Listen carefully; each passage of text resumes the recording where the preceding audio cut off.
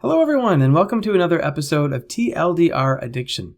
Today what I'd like to talk with you about is the importance of having healthy external supports in recovery and making it so that you're not feeling like you're going it alone. And that's a topic actually right now that's particularly important in this age of COVID, where a lot of people are sheltering in place, where a lot of in-person peer support groups have been canceled.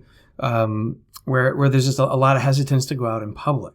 Now, the reason why it's critical to have a good social support network is that you have to have someone there who can help you to see when your behaviors or your thought patterns aren't actually in line in a healthy way.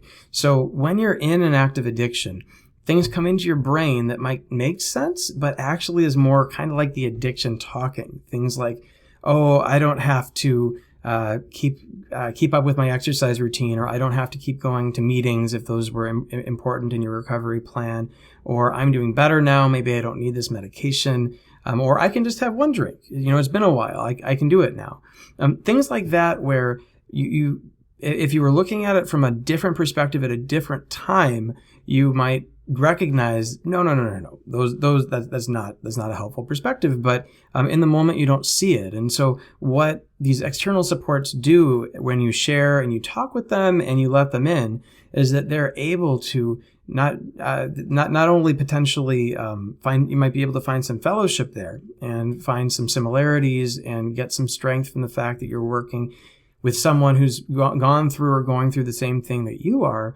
But additionally, if you start approaching it in a way that doesn't seem healthy, you've got someone there who can be like, hey, let me help keep you safe. Let me help you get through this. Or even if you're struggling, you can reach out for that help.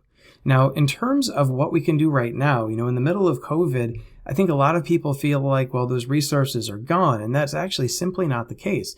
A lot of resources have gone virtual. So 12-step fellowships in AA have tremendous amounts of meetings online all the time. Smart Recovery, another peer support group that's based not so much in any spiritual or religious principles, but more in cognitive behavioral therapy and motivational interviewing concepts. That's been online and continues to be online.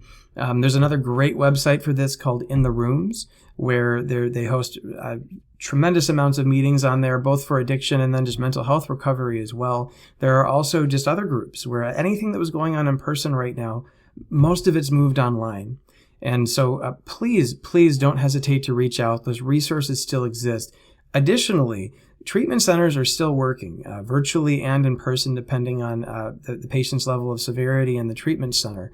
And we are being extraordinarily careful to follow safety precautions so that you can feel safe coming in to have your needs met. If you need care, it's important that you get care and don't just put it off, because again, we might be doing this for a very long time. So thank you for joining me for another TLDR Addiction. I will look forward to talking to you again next week.